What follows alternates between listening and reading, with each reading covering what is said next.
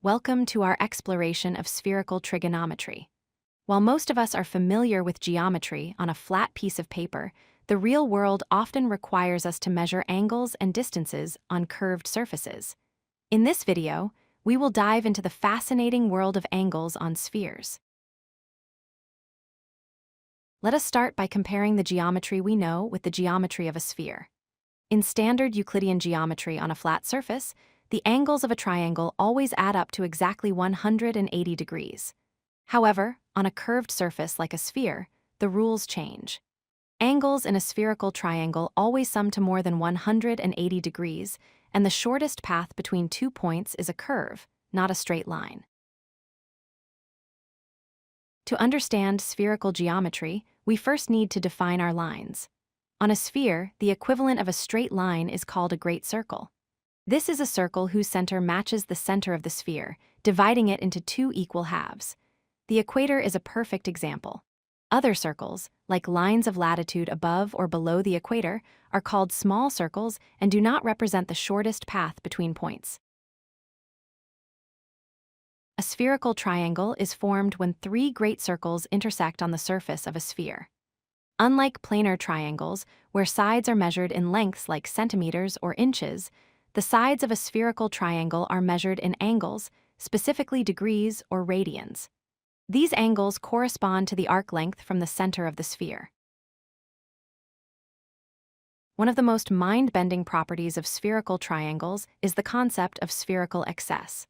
As we mentioned, the sum of the three angles, A, B, and C, is always greater than 180 degrees.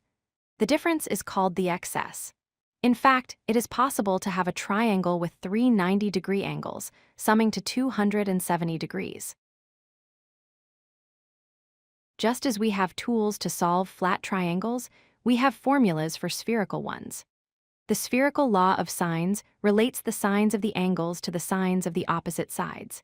It looks very similar to the planar version, but notice that we take the sine of the side lengths as well, because those side lengths are actually angles. The Spherical Law of Cosines is perhaps the most useful formula in this field. It allows us to calculate an unknown side if we know the other two sides and the included angle. This formula is fundamental for astronomers and navigators who need to calculate precise positions across the vast curve of the Earth or the sky. Historically, this math was vital for survival at sea. Sailors used a navigational triangle connecting the North Pole, a celestial body like a star or the sun, and their ship. By measuring the angle of the star above the horizon, they could use spherical trigonometry to determine their latitude and longitude. Have you ever looked at an in-flight map and wondered why the plane seems to fly in a curve? That is because the shortest distance between 2 points on a sphere is a great circle. On a flat map projection like Mercator, this shortest path appears as an arc. Flying a straight line on the map would actually result in a longer journey. To wrap up, spherical trigonometry extends our mathematical toolkit to the real, curved world. We learned that straight lines become great circles, triangle angles sum to more than 180 degrees, and specialized formulas like the law of sines and cosines help us navigate our planet. Thank you for watching. If you like this video, hit that like button and don't forget to subscribe. Visit codelucky.com for more such useful content.